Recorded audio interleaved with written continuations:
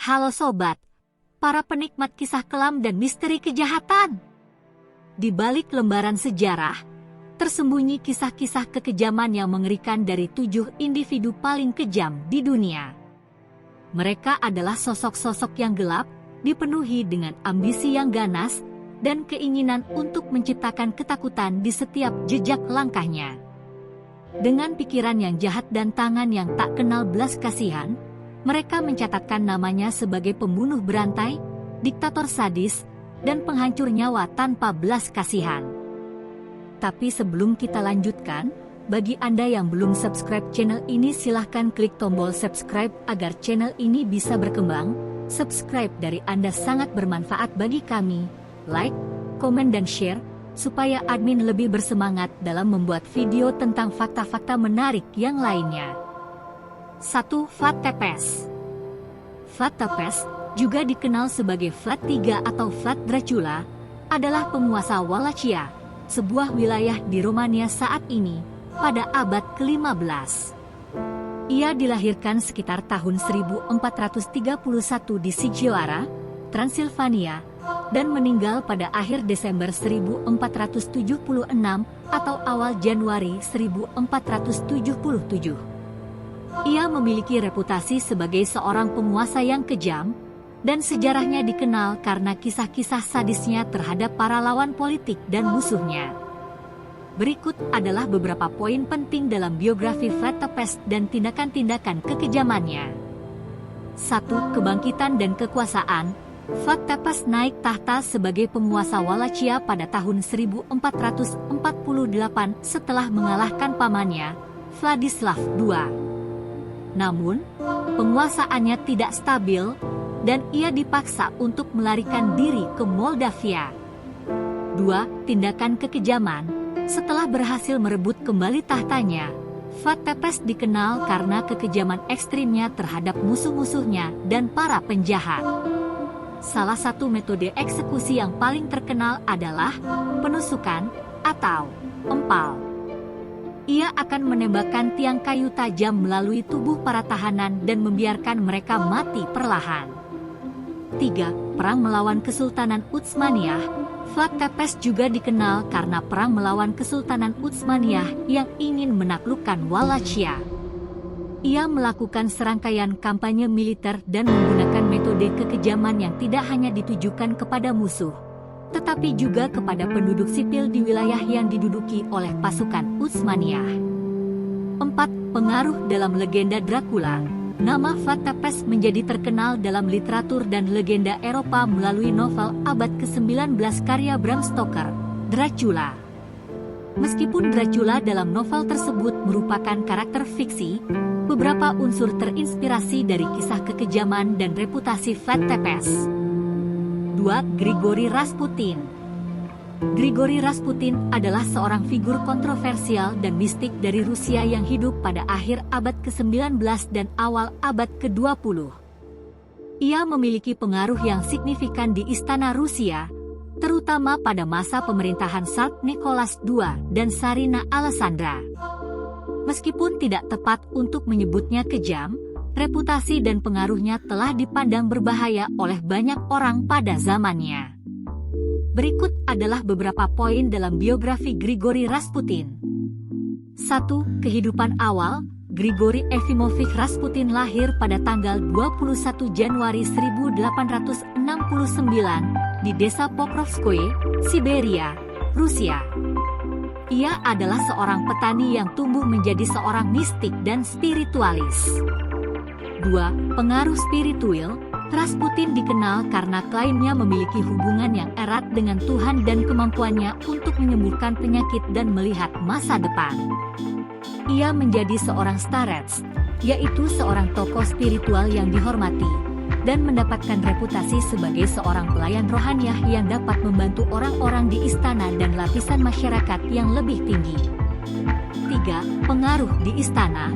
Rasputin mendapatkan perhatian Tsar Nicholas II dan Tsarina Alexandra ketika ia berhasil menyembuhkan putra mereka, Alexei, dari hemofilia, sebuah kondisi medis yang menyebabkan gangguan pembekuan darah. Keajaiban ini meningkatkan posisinya di istana. dan ia menjadi penasihat de facto bagi Zarina. 4. Skandal dan kritik. Pengaruh Rasputin di istana menjadi kontroversial karena kehidupan pribadinya yang kasar dan perilaku yang seringkali dianggap tidak pantas. Ia terlibat dalam skandal seksual dengan beberapa wanita di kalangan aristokrasi, yang menyebabkan kritik dan kecaman dari banyak pihak, termasuk dari kalangan bangsawan dan gereja. 5. Pembunuhan. Akhirnya, pada tanggal 30 Desember 1916, beberapa anggota bangsawan Rusia yang tidak puas dengan pengaruh Rasputin merencanakan pembunuhan terhadapnya. Ia diracun, ditembak, dan akhirnya mati tenggelam di Sungai Neva, St. Petersburg, pada usia 47 tahun. 3. Haji Holmes. H.H. Holmes, yang lahir dengan nama Herman Webster Modgett, adalah seorang pembunuh berantai Amerika Serikat yang aktif pada akhir abad ke-19. Ia dikenal karena aksi kekejamannya dalam melakukan pembunuhan berencana dan juga karena perannya sebagai tuan rumah neraka di World's Columbian Exposition di Chicago pada tahun 1893. Berikut adalah beberapa poin dalam biografi H.H. Holmes dan kekejamannya. 1. Kehidupan awal. H.H. Holmes lahir pada tanggal 16 Mei 1861 di Gilmanton, New Hampshire. Ia tumbuh sebagai seorang anak yang cerdas dan menunjukkan minat dalam ilmu kedokteran sejak dini. 2. The Murder Castle. Holmes membangun sebuah hotel besar dan rumit yang dikenal sebagai The Murder Castle, kastil pembunuhan, di Chicago. Bangunan ini memiliki kamar-kamar yang didesain secara khusus untuk memungkinkannya melakukan pembunuhan tanpa terdeteksi. 3. Metode pembunuhan. Holmes menggunakan berbagai metode untuk membunuh korban-korban di hotelnya, termasuk penyiksaan, penyembelihan, dan penggunaan gas beracun. Dia seringkali menargetkan wanita muda yang datang ke World's Columbian Exposition. 4. Modus operandi. Holmes menarik korban-korbannya ke hotelnya dengan janji-janji palsu atau menggoda mereka untuk tinggal di sana. Setelah berhasil membunuh mereka, ia akan mencuri harta benda mereka atau menjual jasad-jasad korban kepada lembaga medis untuk dijadikan spesimen. 5. Penangkapan dan pengakuan. Holmes akhirnya ditangkap pada tahun 1894 karena diduga terlibat dalam pencurian dan pembunuhan. Ia diadili atas beberapa pembunuhan, meskipun jumlah pasti korban yang jatuh ke tangannya masih diperdebatkan hingga saat ini. 4. Elizabeth Bathory. Elizabeth Bathory juga dikenal sebagai The Blood Countess atau The Countess Dracula, adalah seorang bangsawati Hongaria yang hidup pada abad ke-16 dan abad ke-17. Ia dikenal karena tuduhan kekejamannya terhadap pembunuhan dan penyiksaan lebih dari 650 wanita muda. Meskipun beberapa aspek dalam kisahnya kemungkinan dilebih-lebihkan atau berlebihan, ia tetap menjadi salah satu tokoh terkenal dalam sejarah kejahatan. Berikut adalah beberapa poin dalam biografi Elizabeth Bathory dan tuduhan kekejamannya. 1. Kehidupan awal. Elizabeth Bathory lahir pada tanggal 7 Agustus 1560 di sebuah keluarga bangsawan di kerajaan Hongaria. Ia tumbuh menjadi seorang wanita cantik dan kaya raya dengan status sosial yang tinggi.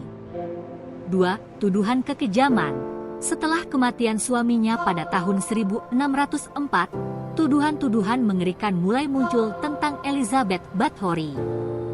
Ia diduga telah melakukan pembunuhan dan penyiksaan terhadap wanita-wanita muda yang bekerja sebagai pelayan atau yang berasal dari desa-desa sekitar wilayahnya. 3. Dugaan tindakan kekejaman. Tuduhan terhadap Elizabeth Bathory termasuk penyiksaan, mutilasi, dan pembunuhan terhadap para wanita muda. Ia diduga membakar dan mencungkil kulit korban-korbannya, serta memakannya. Beberapa sumber menyebutkan bahwa ada motif supranatural dalam tindakan kekejamannya, di mana ia percaya bahwa mandi dalam darah manusia akan mempertahankan kecantikannya dan memberikan keabadian. 5. Jack the Ripper. Jack the Ripper adalah julukan untuk seorang pembunuh berantai misterius yang aktif di distrik Whitechapel, London, pada tahun 1888.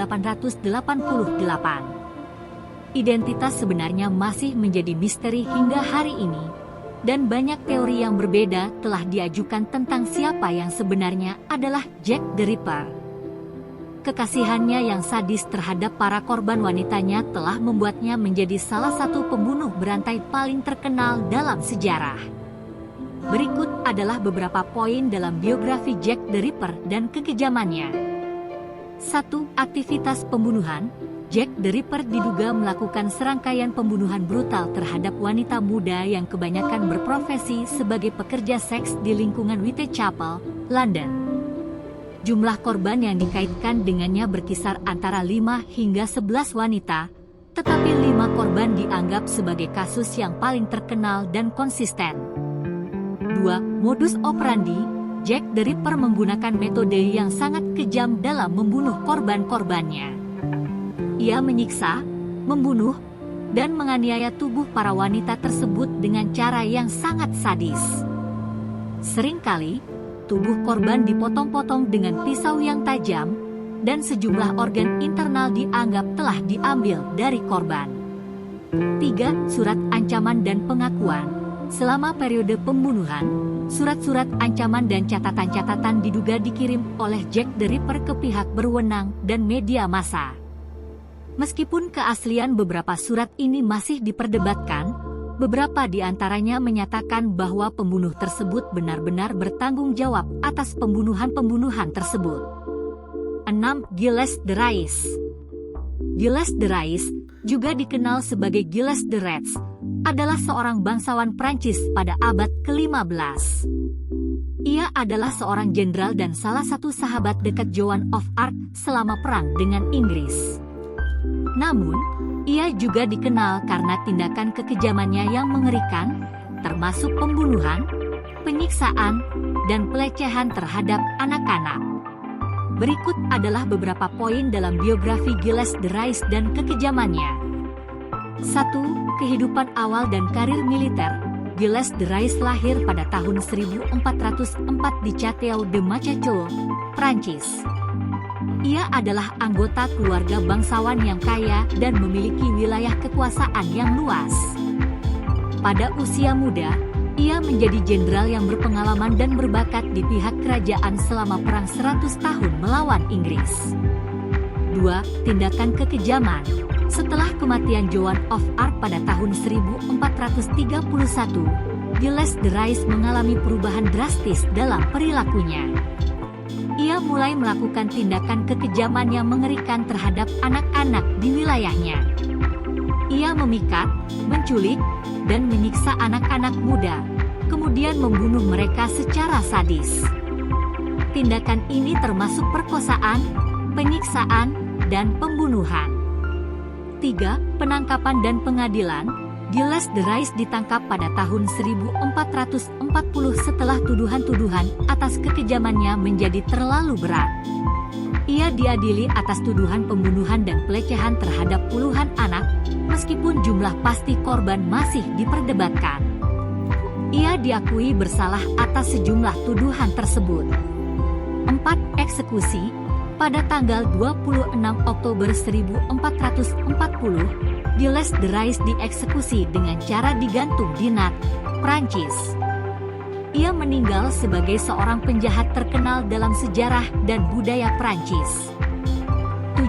Thomas de Torquemada. Thomas de Torquemada adalah seorang rohaniwan Spanyol yang hidup pada abad ke-15. Ia dikenal karena perannya sebagai Grand Inquisitor, Inkuisitor Agung, Spanyol selama masa Inkuisisi Spanyol.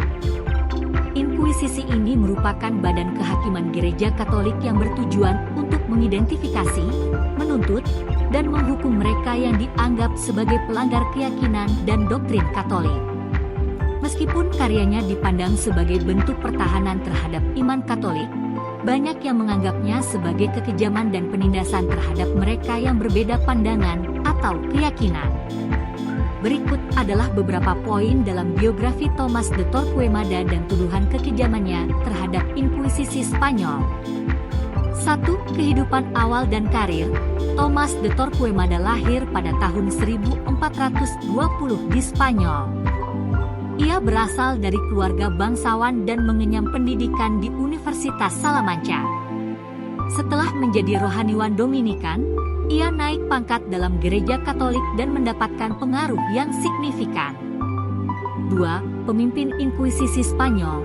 Pada tahun 1483, Raja Ferdinand II dan Ratu Isabella I dari Spanyol menunjuk Tomás de Torquemada sebagai Grand Inquisitor, yang menjadikannya kepala Inkuisisi Spanyol. Dalam peran ini, ia memiliki wewenang luas untuk menyelidiki, menangkap, dan mengadili mereka yang dianggap sebagai heretik, yaitu orang-orang yang dituduh melakukan pelanggaran terhadap iman dan doktrin Katolik. 3. Pengadilan Inkuisisi. Tomás de Torquemada dan Inkuisisi Spanyol dipandang sebagai sangat kejam dalam menuntut dan menghukum orang-orang yang dituduh sebagai heretik. Pengadilan Inkuisisi seringkali dilakukan dengan prosedur yang tidak adil dan dugaan tanpa bukti yang memadai. Tersangka seringkali dihadapkan pada penyiksaan dan ancaman eksekusi untuk membuat pengakuan palsu atau mengungkapkan identitas rekan-rekan mereka yang juga dianggap sebagai heretik. 4. Eksekusi dan penganiayaan. Selama masa kekuasaan Tomás de Torquemada sebagai Grand Inquisitor, ribuan orang dianggap sebagai heretik dan dieksekusi, dibakar di tiang pancang, atau dihukum mati dengan cara lain. Tidak hanya itu, banyak orang juga mengalami pengusiran, penyiksaan, atau penghancuran reputasi mereka karena dituduh sebagai heretik. Itulah beberapa fakta menarik tentang 7 orang paling kejam di dunia yang mungkin beberapa dari Anda belum mengetahuinya. Terima kasih bagi Anda yang sudah menonton video ini. Semoga informasi dari Share YT ini bisa bermanfaat bagi Anda. Jangan lupa subscribe, like, komen dan share channel ini. Terima kasih.